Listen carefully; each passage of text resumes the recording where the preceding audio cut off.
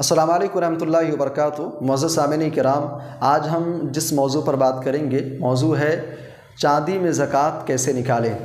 اسلام نے، شریعت اسلامیہ نے جن اموال کے اندر زکوٰۃ کو فرض قرار دیا ہے انہی میں سے ایک مال ہے چاندی۔ اللہ کے نبی صلی اللہ علیہ وسلم کے دور میں چاندی جو ہے یہ بطور کرنسی استعمال ہوتی تھی، لہٰذا چاندی کے اندر بھی زکوٰۃ نکالا جائے گا۔ شریعت نے چاندی کے اندر بھی زکوٰۃ کو فرض قرار دیا ہے، جس کے دلائل کتاب و سنت کے اندر آپ کو مل جائیں گے۔ سوال یہ ہے کہ چاندی میں زکوٰۃ کیسے نکالیں۔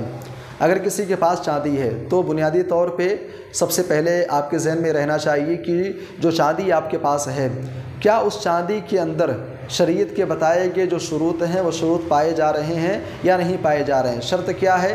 پہلی شرط یہ ہے بلوغ النصاب، نصاب کو پہنچنا۔ کیا جو چاندی آپ کے پاس ہے وہ شریعت کے بتائے گئے نصاب کو پہنچ رہا ہے یا نہیں۔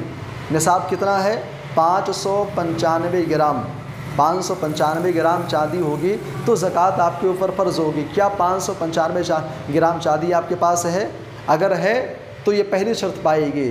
دوسری شرط یہ ہے کہ اس کے اوپر سال گزرنا چاہیے، حولان حول، اس کے اوپر مکمل 1 سال گزرنا چاہیے۔ اب اگر کوئی شخص ہے اس کے پاس 595 گرام یا 600 گرام 700 گرام چاندی اس کے پاس ہے، لیکن ابھی چاندی خریدے ہوئے 6 مہینے پورے ہوئے ہیں، 7 مہینے ہوئے ہیں، 8 مہینے ہوئے ہیں، 9 مہینے ہوئے ہیں، تو اس کے اوپر ابھی جو ہے زکوٰۃ فرض نہیں ہوگی، بلکہ مکمل طور پر اس چاندی کے اوپر 1 سال گزرنا چاہیے۔ اور تیسری شرط یہ ہے کہ اس کے اوپر مالکانہ حق ہونا چاہیے۔ جب یہ تینوں شروط پائے جائیں گے تو آپ کے اوپر زکوٰۃ فرض ہو جائے گی چاندی کے اندر۔ کیسے نکالا جائے گا؟